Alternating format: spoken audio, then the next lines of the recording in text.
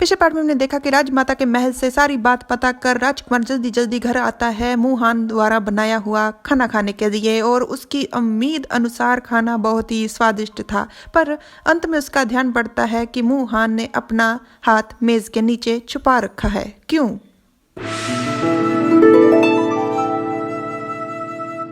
Hello everyone, मैं तुम्हारा हूँ पार्ट 106।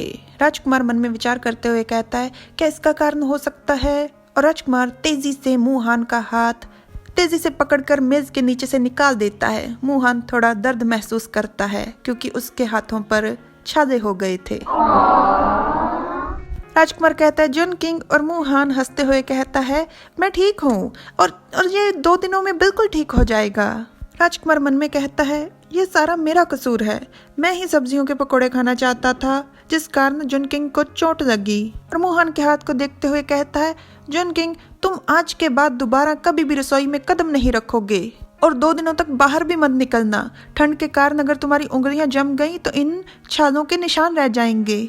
मुहान बहुत ही खुश था। वो मुस्कुराते हुए मन में कहता है ये इसके चेहरे के गंभीर भाव, इन 2 छालों का अब मुझे कोई दुख नहीं। आंगन से आवाज आती है शाही फरमान आया है।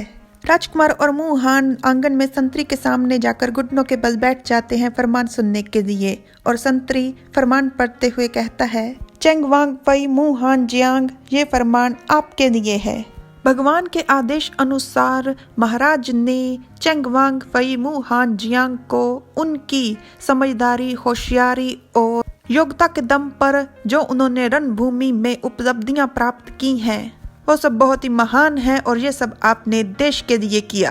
और राजा होने के नाते वो आपको वैन युआन का नाम देते हैं और सेना में जनरल के पद पर नियुक्त करते हैं, और इसके साथ नागरिक न्याय मंत्रालय में भी नियुक्ति करते हैं। और 7 दिन के बाद रस्म होगी जिसमें आपको मर्क्यूस की उपाधि दी जाएगी। लीजिए फरमान स्वीकार कीजिए। मुहान अपने दोनों हाथों में फरमान लेते हुए कहता है मैं मुहान जियांग ये फरमान स्वीकार करता हूँ, महाराज की जय हो। संतरी कहता है मर्क्यूस बधाई हो, और मुहान हंसते हुए शुक्रिया करता है और राजकुमार मुहान की उठने में मदद। राजकुमार संतरी को शर्फियां देते हुए कहता है संतरी जी आपने बहुत मेहनत की है, और संतरी अशर्फियां देते हुए कहता है आपके इस इनाम के लिए शुक्रिया श्रीमान मर्क्यूस, आपके साथ हमें भी सौभाग्य प्राप्त हुआ। महल में मुझे और भी कुछ काम है तो मैं निकलता हूँ। राजकुमार कहता है ध्यान से जाइएगा। मुहान मन में कहता है वैन युआन नाम, मैंने जब राजधानी में कविता की प्रतियोगिता जीती थी तब मुझे वैन युआन नाम दिया गया था, पर मुझे बिल्कुल उम्मीद नहीं थी कि ये नाम ऐसे खो जाएगा और फिर आज के दिन मिल जाएगा। मुहान की सोच को टोकते हुए राजकुमार उससे आकर कहता है मर्क्यूस वैन युआन, क्या आप खुश हो?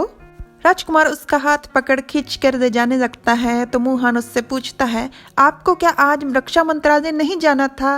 और राजकुमार उससे कहता है दोपहर के बाद जाऊंगा, मेरा वांग फई मर्क्यूस बनने वाला है तो मुझे घर पर रुककर मर्क्यूस के साथ दोपहर का खाना खाना चाहिए। हैशटैग भुक्कड़ राजकुमार। मुहान मन में कहता है मेरा तो बस बहाना है, असल कारण आलस है, और कहता है आप जब से वापस आए हो दिन प्रतिदिन आलसी होते जा रहे हो।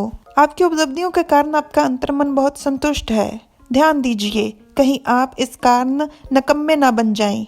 तो मुहान को राजकुमार गले लगाते हुए कहता है अगर मैं अचानक से आराम पसंद हो गया तो लोगों को लगेगा कि मेरे इसके पीछे कोई ना कोई छुपे हुए इरादे हैं, तो वो जरूर आकर मेरा आराम बर्बाद कर ही देंगे। और अब तो मेरे पास मर्क्यूस का भी समर्थन है, मैं देखता हूँ कि किसकी हिम्मत होती है मेरी चुगली करने की। मुहान मन में कहता है ये लड़का तो शाओजुआन से भी ज्यादा चिपकू है। राजकुमार कहता है कल मैं किसी को आदेश दूंगा कि वो बाहर वाली तख्ती बदल दे। चेंगवांग के मर्क्यूस तेजस्वी वैन युआन का महल। मुहान राजकुमार को याद दिलाते हुए हंसते हुए कहता है सब लोग आपकी बातें सुन रहे हैं। Like, subscribe, comment. Thanks for watching.